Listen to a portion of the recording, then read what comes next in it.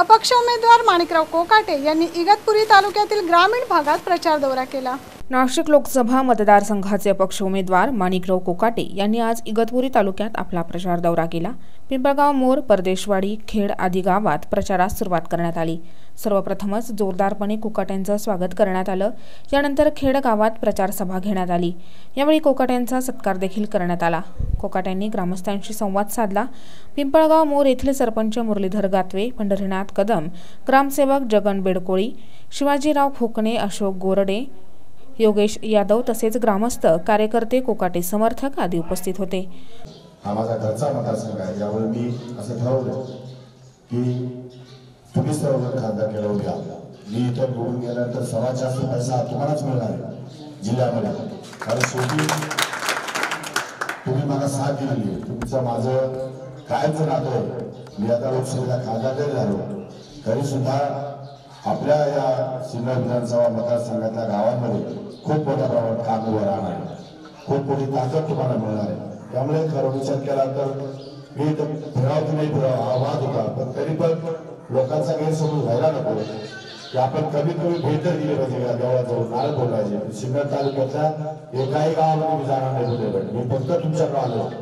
तुम्हाला बाकीचे राजकीय हिस्ट्री सांगण्याची आवश्यकता नाही, आपण सगळे होता पण माझ्या बाजूला तिथं माझी भूमिका मी अत्यंत स्पष्टपणे मांडलेली आहे आणि आता त्या भूमिका वारंवार मांडण्यात काही अर्थ नाही।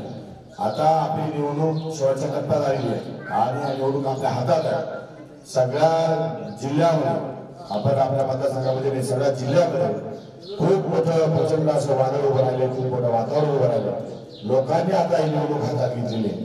ही निवडणूक आता माझी राहिली नसून जनतेची निवडणूक झालेली आहे। त्यामुळे जेव्हा जनता निवडणूक हातात घेते तेव्हा किती पैशाला माणूस असला, किती मोठा माणूस असला, तो भुईसपाट झाल्याशिवाय राहत नाही।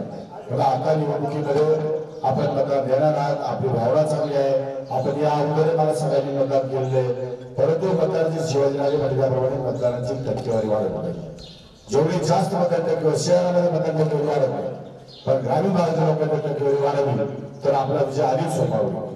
त्यामुळे माझी पिंपळगाव मोर करता विनंती आहे, तुमचे जे प्रश्न असेल ते की जबाबदारी माझी प्रश्न बोलू जा, जर प्रश्नाला कमी पडलो तर मला बोला, कालही कमी पडलो नाही, आजही कमी पडणार नाही। दुपारनंतर कोकाटे यांनी कानडवाडी, मांजरगाव, आंबेवाडी, खडकईद, इंदोरे, वासाळी, वारशिंगवे, सोनोशी, शिरेवाडी, बाबळेवाडी, टाकेत बुद्रुक, टाकेत खुर्द, आदरखेड, आडसरे बुद्रुक, भरवीर बुद्रुक, भंडारदरवाडी, निनावी, पिंपळगाव घाडगा, पिंपळगाव डुकरा आदी ठिकाणी ग्रामस्थांशी प्रत्यक्ष गाठीभेटी घेत संवाद साधला।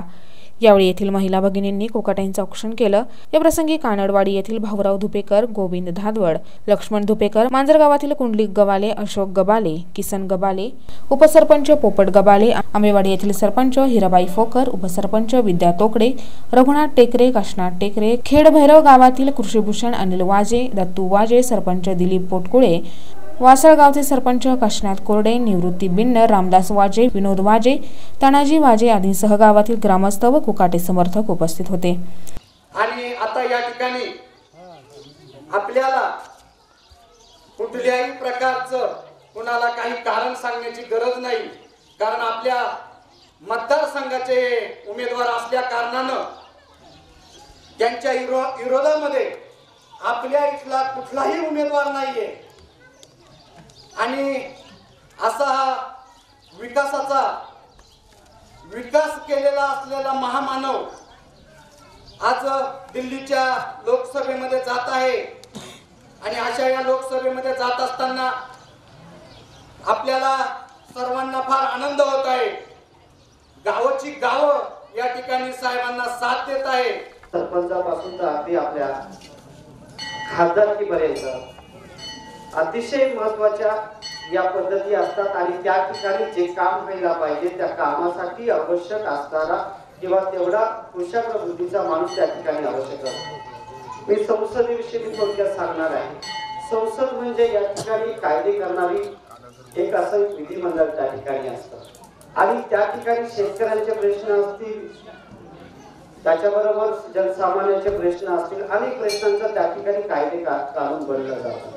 मग अशा वेळी जेव्हा शेतकऱ्यांच्या विरोधात त्या ठिकाणी एखादा कायदा बनत असेल, त्यांच्या विरोधात एखादा कायदा बनत असेल तर त्यावेळेस आपली प्रखरतेने बाजू मांडणारा त्या ठिकाणी माणूस असायला पाहिजे, त्याला त्याचा तेवढी जाण असायला हवी. आणि म्हणून या सर्व प्रोसेसमध्ये आपण जर खऱ्या अर्थाने या तिन्ही उमेदवारांचा विचार जर केला तर आपल्याला खऱ्या अर्थाने कोकाटे साहेबांकडे बघितल्यानंतर असं वाटतं की हाच एकमेव असा माणूस आहे की जो आपल्याला तिथे न्याय देऊ शकतो. इथे न्याय देणार आहे म्हणजे इकडे आपल्याला न्याय मिळणार आहे. कितीतरी प्रश्न आहे, कितीतरी भयंकर प्रश्न आहे. पाण्याचा तर आहेच आहे, त्याच्यामुळे जंगलाचा आहे, शेतकऱ्यांचा आहे. अशी या पूर्ण नाशिक जिल्ह्याचा जर आपण विचार केला तर हा नाशिक जिल्हा खऱ्या अर्थाने शेतकऱ्यांचा जिल्हा म्हणून ओळखला जातो. आणि मग शेतकऱ्यांचे प्रश्न तरी आहेत तरी काय? शेतकऱ्याला शेतासाठी पाणी पाहिजे, दळणवळणाची सोयी पाहिजे आणि त्या ठिकाणी त्याच्या शेताला हमीभाव पाहिजे आणि तिथे गेल्यानंतर त्याचा माल योग्य त्या भावामध्ये विकला गेला पाहिजे. या साऱ्या गोष्टी पूर्ण करण्यासाठी आपल्याला माणिकरावांना त्या ठिकाणी पाठवायचं आहे. आम्हाला नेहमी सुखादुखात सहकार्य करणारे आमचे जगनभाऊ वाजे, अनिलभाऊ वाजे हे नेहमी आमच्या सुखादुखात सहकार्य करत असतात, आम्हाला मदत करत असतात.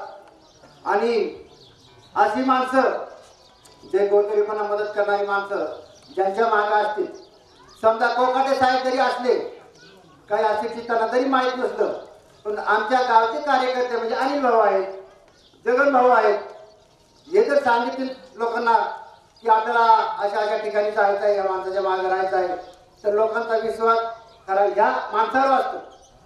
जरी त्या कोकाटे साहेबांना जरी कोणी माहीत नसेल पण यांच्या मागे हे जर म्हटले तर आपल्याला जायचं आहे एखाद्या ठिकाणी तर यांच्या मागं लोक असतात.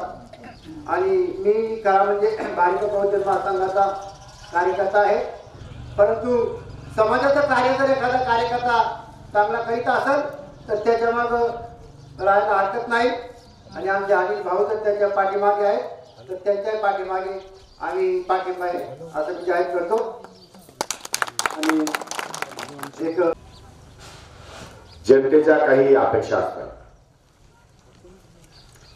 आणि उमेदवारांच्या काही जबाबदाऱ्या असतात.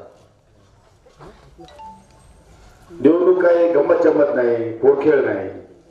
आली आणि गेली, कोणाला तरी मत द्यायचं आणि दिलं आणि निवडणूक झाली. अशा विचाराच्या